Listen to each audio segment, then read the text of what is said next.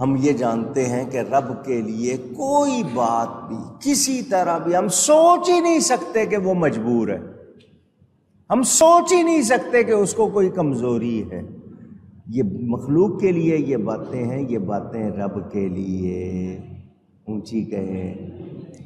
آج کا سائنسدان بڑا، آپ اس کو ترقی یافتہ دور کہتے ہیں جس دور میں آپ جی رہے ہیں، بہت ایڈوانس ٹائم ہے یہ جی، انوویشنز کا ٹائم ہے، بہت سی ایجادات، روز نئی سے نئی چیز بن رہی ہے، ایسے ایسے سسٹم بن رہے ہیں، آپ سب استعمال کر رہے ہیں، کوئی اس کو سوچتا ہے کوئی نہیں سوچتا، استعمال سب کر رہے ہیں۔ ہر ایک کے ہاتھ میں موبائل فون ہے، سیل فون ہے جناب، اس میں سے آپ کے سامنے کیا سسٹم انہوں نے ڈالے ہوئے ہیں، کتنے پروگرام ہیں، کتنی ایپس ہیں، کتنے اس میں جناب سافٹ ویئر ہے، آپ ان سے کام لے رہے ہیں، سوچتے نہیں۔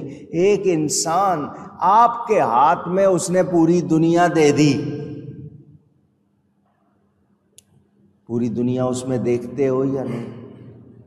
پوچھ رہا ہوں، آپ کے ہاتھ میں دے دی۔ ہم حدیث بیان کرتے تھے، حضور فرماتے ہیں میں ہاتھ کی ہتھیلی میں پوری دنیا کو دیکھ رہا ہوں، لوگ شبہ کرتے تھے، اب خود دیکھ رہے ہیں، اب خود دیکھ رہے ہیں، جہاں کا نقشہ دیکھنا ہو، جو دیکھنا ہو، سب نظر آتا ہے، ساری دنیا دیکھ رہے ہو۔ اس میں کیا کیا سسٹم ہے یار، یہ کیسے ہو جاتا ہے، کہاں سے ہو جاتا ہے؟ اچھا جی، آپ کے پاس نیویگیشن آ گیا، کسی کا نقشہ ڈال دیں آپ پوری دنیا میں، وہ پورا نقشہ آ جاتا ہے، جانا کیسے ہے وہ رستہ بھی بتا دیتے ہیں، ٹائم کتنا لگے گا وہ بھی بتا دیتے ہیں، بائی روڈ جائیں گے اس طرح جائیں گے۔ آپ کسی کو کہتے ہیں جی میں نے آنا ہے آپ کے پاس، ذرا لوکیشن بھیج دیں، وہ اپنے گھر کی لوکیشن بھیج دیتا ہے، آپ اپنے گھر سے چلتے ہیں، اس لوکیشن کی آواز وہ آپ کو بتانے لگ جاتا ہے، سیدھا جاؤ، یوں مڑو، یہاں سے مڑو۔ وہ جو بیٹھا ہے وہاں مشین پہ، جس نے سسٹم بنا کے ڈال دیا، اس سسٹم میں ایک ہی گاڑی میں 4 آدمی بیٹھے ہیں، چاروں نے کھولا ہوا ہے، چاروں کو بتا رہا ہے، ہزاروں لاکھوں اس کے سسٹم میں آ جاتے ہیں، مانتے ہو؟ اور رب کا سسٹم کیوں نہیں سمجھ آتا؟ رب کو مانو جس نے تمہیں اتنی عقل دی ہے، اتنی سمجھ دی ہے کہ تم اس سے یہ چیزیں بنا رہے ہو۔ یہ مادیات کہلاتی ہیں، مٹیریلسٹک ورلڈ ہے، یہ مادیات ہیں۔ روحانیات کا مقام تو بہت بلند ہے، اس کو تو سائنس پہنچ سکتی نہیں۔ اور ایمان والے روحانیات میں کیا کیا مقام پاتے ہیں، درجہ بدرجہ، اور سب سے اعلیٰ میرے نبی پاک صلی اللہ علیہ وسلم۔ نفحات الانس کتاب ہے حضرت مولانا جامی کی، وہ فرماتے ہیں قطب کب بنتا ہے؟ جب اپنے انگوٹھے کے ناخن میں ساری کائنات کو دیکھے، تب قطب بنتا ہے۔ تو یہ شان جب قطب کی ہے تو قطب سے درجے اعلیٰ، اور ولیوں سے اعلیٰ درجے صحابیوں کے، صحابیوں سے اعلیٰ درجے نبیوں کے، اور نبیوں سے اعلیٰ درجہ میرے نبی کا۔ سب سے اولا و اعلیٰ ہمارا نبی، سب سے بالا و اعلیٰ ہمارا، سارے اچھوں سے اچھا سمجھیے جسے، ہے اس اچھے سے اچھا ہمارا نبی، ہے اس اچھے سے اچھا ہمارا نبی صلی اللہ علیہ وسلم۔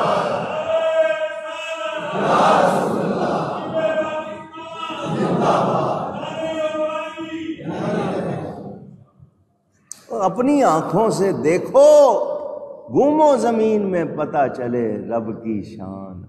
میرے رب کے لیے کچھ بھی مشکل تمہاری عقل میں نہیں آ رہا، رب نے تمہیں بنایا، کوئی سانچہ کوئی ڈائی نہیں ہے، بنایا ہے، تمہارے اندر کیا کیا رکھا ہے۔ سائنس ابھی تک پورے انسان کے جسم کے بارے میں تمام تفصیل پیش کر سکی۔ بیماریاں 3%، دوائیں جتنی بنی ہوئی ہیں 3%، ان کو باقی کا علم ہی نہیں۔ لیکن اللہ کے حبیب کا فرمان لکل داء دواء، اللہ نے ہر بیماری کے لیے دوا بنائی۔ تو رب کے ہو جاؤ، جب رب کے ہو جاؤ گے رب تمہارا ہو جائے گا، پھر جب تمہارا ہو جائے گا پھر جو چاہو گے وہ ہوگا، پھر جو تم چاہو گے مگر یہ کب ہوگا؟ جب تمہارا حال یہ ہو کہ جو رب چاہتا ہے وہ تم کرو، جو رب چاہتا ہے وہ تم کرو، پھر جب تم رب کے ہو جاؤ گے پھر جو تم چاہو گے رب تمہاری پوری کر دے گا۔ گفتگو میں مجھ سے کوئی غلطی ہوئی ہو، اللہ تعالیٰ اس کے رسول صلی اللہ علیہ وسلم کی بارگاہ میں توبہ کرتا ہوں۔ وآخر دعوانا ان الحمد للہ رب العالمین۔ شروع میں کہا تھا مجھے آنے میں آج دیر ہو گئی، اصل میں اٹھ کے بیٹھ گیا تیاری کرنے کے لیے، بیٹھے بیٹھے نیند آ گئی، پھر تو اس میں دیر ہو گئی مجھے۔ بہرحال سفر سے آیا تھا، 2-2.5 دن سے سویا نہیں تھا، اس لیے تھکن تھی، لیکن اللہ کا شکر آگے بیان ہو گیا۔ آج آپ سے ایک بات یہ کرنی ہے کہ ہندوستان میں، جس کو بھارت بھی کہتے ہیں، انڈیا بھی کہتے ہیں، ہندوستان بھی کہتے ہیں، اس میں مسلمانوں کے ساتھ بہت برا سلوک ہو رہا ہے۔ آپ لوگ شاید دیکھتے نہیں ہوں گے، راہ چلتے مسلمان مرد ہو یا عورت ہو، ان کو ستایا جا رہا ہے، پکڑ لیں گے، ماریں گے، ان کی چیزیں چھین لیں گے۔ اذان پر پابندی لگائی جا رہی ہے، عورتوں کو برقع پہننے پر پابندی لگائی جا رہی، حلال گوشت کی بات پر وہ شور مچا رہے ہیں، ہر چیز پہ دعویٰ کر رہے ہیں کہ یہاں پہلے ہمارا تھا، یہاں پہلے مثلا تم نے یہاں مسجد بنا لی، ہمارا یہاں مندر تھا، ہم اس مسجد کو توڑیں گے، تم نے یہ مینار بنایا ہوا ہے، یہاں پہلے ہماری جگہ تھی، اس طرح کر کے۔ اچھا جی، مسلمانوں کے نام پر کچھ جگہیں ہیں، سڑکیں ہیں، شہر ہیں، ان کے نام بدل دیں، یہ غازی آباد ہے، یہ الہ آباد ہے، یہ مسلمانوں کے نام پہ وہ کہہ رہے نہیں جی ان سب کو بدلو۔ اتنا برا سلوک، جب کہ وہ اپنے آپ کو سیکولر کہتے ہیں۔ وہ سیکولر تو ہے نہیں، وہ انتہا پسند ہیں، ایکسٹریمسٹ ہیں۔ مسلمانوں کی زندگی انہوں نے برباد کی ہوئی ہے۔ فلمیں موجود، یعنی ویڈیو کلپس موجود، نبی کی شان میں گستاخی کر رہے ہیں، اولیاء کے بارے میں بکواس کر رہے ہیں۔ مسلمان ملک جتنے ہیں سب اگر واقعی مسلمان ہیں تو مسلمان تو سارے مل کر ایک جسم کی طرح ہوتے ہیں۔ کسی ایک حصے میں درد ہو، پورا جسم تکلیف محسوس کرتا ہے۔ یہ سارے ان مسلمانوں کا درد کیوں محسوس نہیں کر رہے؟ کیوں دنیا اسلام مل کر ہندوستان کو نہیں کہہ رہی کہ مسلمانوں پر مظالم بند کرو؟ پولیس تو رہی نا پولیس، فوج تو رہی فوج، وہاں کے عوام، عام آدمی، وہ مسلمانوں کو گاؤں میں، دیہات میں، سڑکوں پہ، گلیوں پہ، میں آپ کو فلمیں دکھاؤں آپ سے برداشت نہ ہو، ایسا سلوک ہو رہا ہے۔ اور ہمارے ہاں مسئلہ ہے جی خط جو آیا تھا وہ خط اصلی تھا یا نقلی تھا، سازش تھی یا مداخلت تھی، یا ہم ان چکروں۔ ہمارے ہاں جناب مہنگائی، غریب آدمی کو پیسا جا رہا ہے، کیا سلوک ہو رہا ہے؟ میں آپ سے یہ کہنا چاہتا ہوں، اس وقت ہم ایک مسلمان کی حیثیت سے اپنے دوسرے مسلمان بھائی کی تکلیف کے لیے آواز نہیں اٹھائیں گے تو ہم گناہگار ہو جائیں گے۔ ہمیں اگر ہمارے پاس ٹیلی فون ہے، ہم پوسٹ چڑھا سکتے ہیں اس پہ، تو ہم روز پیغام ڈالیں کہ انڈیا میں مسلمانوں پر ظلم بند کروایا جائے۔ اب یہ مسلمان ملکوں کے سربراہ ہیں، ان کی تجارتیں ہیں، ان کے اپنے مفاد ہیں، یہ بات کریں گے بھی تو ہلکی سی بات کریں گے۔ مسلمانوں تم جرأت سے بات کیوں نہیں کرتے ہو؟ ہمت سے کیوں نہیں بات کرتے ہو؟ برطانیہ میں یا فرانس میں کہیں تھا، تھیٹر بنا لیا گیا، تھیٹر، ڈرامہ جو کرتے ہیں نا پہلے، اب تو آپ کے یہاں فلمیں بنتی ہیں، ان کے یہاں ڈرامے ہوتے ہیں۔ اس میں انہوں نے نبی پاک صلی اللہ علیہ وسلم اور کچھ صحابہ کے کردار کو دکھانے کا اعلان کیا۔ سلطنت عثمانیہ کے سلطان نے تلوار نکال کر پیغام بھیجا، یہ تھیٹر فوراً بند کر دو ورنہ میں یہ تلوار میان میں واپس نہیں ڈالوں گا، میں لشکر لے کے آؤں گا۔ اس کا پیغام پہنچنے کی دیر تھی، وہ تھیٹر بھی بند ہو گیا، وہ کردار بھی بند ہو گیا۔ آج ہم ایسا کیوں نہیں کر رہے؟ ہمیں مسلمانوں کا درد کیوں نہیں ہے؟ ہم مسلمان سارے اس طرح کیوں ہو گئے؟ غیروں کی باتیں، انڈیا کی فلمیں ننگی ہو گئی ہیں، ان کے یہاں صرف جسم کی نمائش کے سوا رہ کچھ نہیں گیا، گندگی، ولگیرٹی جس کو کہتے، اس کے باوجود ہم لوگ ان کے عادی۔ مقبوضہ کشمیر، مقبوضہ بیت المقدس، مسجد اقصی، اسرائیل بھی ظلم کر رہا ہے، اسرائیل نامی ملک وہ بھی ظلم کر رہا ہے، انڈیا والے بھی کر رہے ہیں، اور ان سب کی سازشیں مسلمان کے خلاف ہیں، کسی اور کے خلاف۔ آپ کہو گے جی وہاں ہو رہا ہے یہاں نہیں ہے، تو آپ وہاں پہ چپ رہو گے تو کل آپ کے لیے بھی کچھ دور نہیں، پھر آپ کے لیے بھی کوئی نہیں بولے گا۔ تو ہم ساری دنیا کے مسلمانوں سے کہتے ہیں کہ وہ مقبوضہ کشمیر ہو، مقبوضہ بیت المقدس ہو، شام ہو، یمن ہو، عراق ہو، جہاں جہاں مسلمانوں پر ظلم ہو رہا ہے، مسلمان مل کر اس کے خلاف آواز بلند کریں، سارے مل کر مظلوم مسلمانوں کی حمایت کریں اور ان کے لیے جو کر سکتے ہیں وہ کریں۔ سروں پہ چھرے سے ٹک لگا دیے جائیں، جسم چھلنی کر دیا جائے عورتوں بچوں کے سامنے، کیسا لگے گا؟ تصویریں دیکھیں، فلمیں دیکھیں، میں کہتا ہوں نا دکھاؤں آپ کو، لرز جائیں جو سلوک کر رہے ہیں، اور کوئی پوچھنے والا۔ یہ موذی حکومت بہت تکلیف میں مسلمانوں کو اس نے رکھا ہوا ہے، بہت زیادہ اذیت دے رہا ہے۔ اللہ تعالیٰ سے دعا کرتے ہیں اللہ تعالیٰ مظلوم مسلمانوں کی مدد فرمائے، اور جو ان پر ظلم کر رہے ہیں اللہ ان ظالموں کو تباہ و برباد فرمائے۔ مگر میرا آپ کا جو فریضہ ہے میں وہ آپ کو سمجھا رہا تھا۔ اگلی بات، ہمارا یہ وطن ہم نے اس لیے حاصل کیا کہ یہاں نبی کا نظام نافذ ہوگا، مگر جتنی پارٹیاں آئی ہیں ان میں سے کوئی بھی ایسا نہیں جس کو ہم کہیں کہ اس نے واقعی اس کے لیے کوشش کی ہو۔ جتنی 75 سال میں پاکستان کو بنے ہو رہے ہیں، سب نے مل کر لوٹا ہے، سارے وہ جتنے ادارے ہیں سب نے لوٹا ہے، کسی نے پاکستان کا بھلا نہیں۔ عوام کسی کے لیے اہمیت رکھتے نہیں، عہدہ ملا، منصب ملا، سب نے کھایا، کھا رہے ہیں۔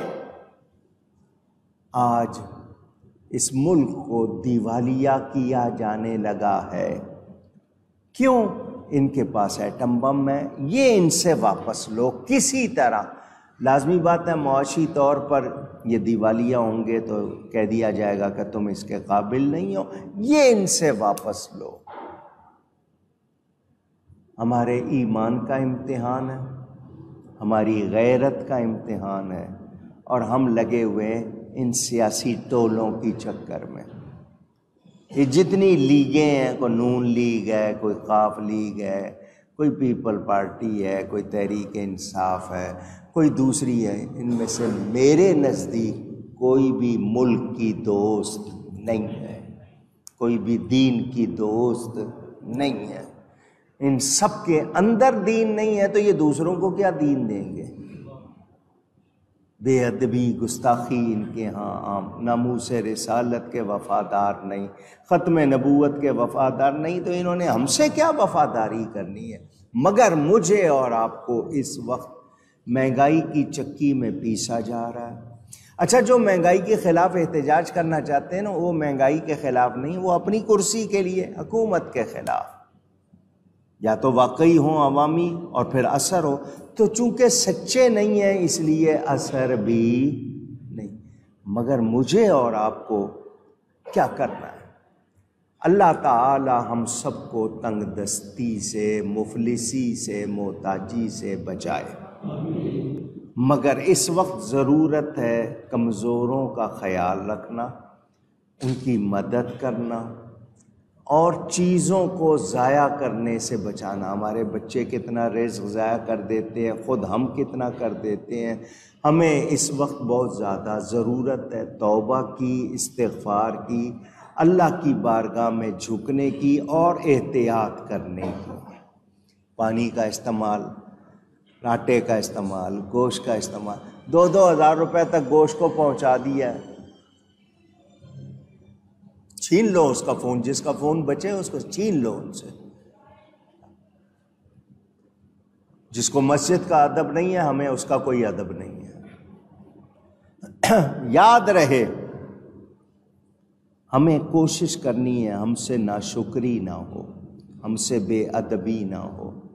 مہنگائی اتنی ہے، ہو سکتا ہے کچھ لوگ روز کھا رہے ہو، کسی کو کتنا عرصہ ہو گیا ہو گوشت چکے ہوئے، اتنا مہنگا ہو گیا، دودھ کتنا مہنگا ہو گیا، ہر گھر میں ضرورت۔ تو ہم اس وقت اپنے آپ کو کفایت شعاری، بچت والی جو ہے نا، جتنا ہو سکے فضول خرچی سے بچیں، ایک دوسرے کی مدد کریں، اور کسی بھی ایسی جماعت کے، یہ جتنے لوگ ہیں، ہم نے ان میں سے کسی کا ساتھ دینا، ہم نے وطن کی بات کرنی ہے، ہمارا وطن سلامت رہے، ہمارا دین سلامت رہے۔ تو آپ نے اپنا مزاج بنانا ہے، بچوں کی تربیت کرنی ہے، غلط چیزوں سے رکنا ہے، اور مسلمان جتنے دنیا میں ہیں ان سب کو غیرت مند بننا ہے، ورنہ قرب قیامت ہے، روز فتنے آ رہے ہیں۔ اسی طرح ایک فتنہ ہے اہل سنت کو لڑوانے کا، کہ اہل سنت کو لڑواؤ، ہر پیر ہر مولوی کا الگ گروپ بن جائے، ان کو توڑو کیونکہ یہ بڑی قوت بنتے ہیں اس طرح۔ تو سن لو، ہمارے مسلمہ عقائد، اہل سنت کے جو عقیدے ہیں، ان میں کوئی لچک اونچی گئی ہے۔ ہم نبی پاک کے کل بھی غلام، آج بھی غلام، کل بھی ان کے وفادار، آج بھی ان کے، ہم اللہ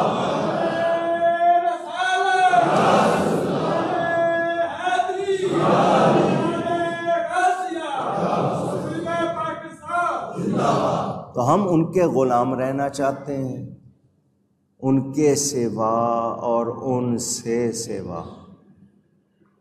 جملہ سمجھ رہے ہیں؟ ان کے سوا اور ان سے سوا، ہم نے کسی کے ادھر ادھر دیکھنا، ہمارا سب کچھ ہمارا نبی ہے، ٹھیک ہے؟ ہم ان کے غلام، ان کے وفادار، اور اسی میں ہم نے رہنا ہے۔ ہمیں توڑنے کی کوشش کرنے والے جتنے ہیں، ہم نے ان کا ساتھ نہیں دینا، ہم نے صحیح عقیدوں پر قائم رہنا ہے۔ ہم اہل بیت کے بھی غلام ہیں، ہم نبی کے صحابہ کے بھی۔ کسی ایک کی بے ادبی کی ہمارے پاس کوئی گنجائش ہے، کوئی کرتا ہے تو اس کے لیے ہماری کوئی گنجائش ہے، سمجھ؟ نہ بے ادبی کی نہ بے ادب کی، دونوں کے لیے کوئی گنجائش نہیں۔ اللہ تعالی اہل سنت کو سلامت رکھے۔ آج یہ مہک گارڈن ہے PIDC بلڈنگ کے پاس، وہاں پر رات کو جماعت اہل سنت نے پروگرام رکھا ہے، اسی انڈیا میں جو گستاخی ہو رہی ہے اس کے حوالے سے علماء اہل سنت وہاں جمع ہوں گے، آپ بھی آنا چاہیں ضرور آئیں۔ ایک لڑکا تھا اعجاز، مرید تھا، عقیدت